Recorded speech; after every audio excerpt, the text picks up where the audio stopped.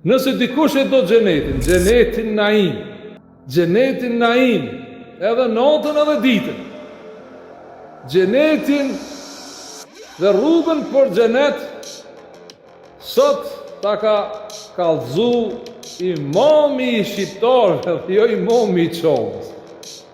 Pra, nuk ka Hazreti Muhamedi në Çovë kur i ardh Xhibrili, po ka në shpellë.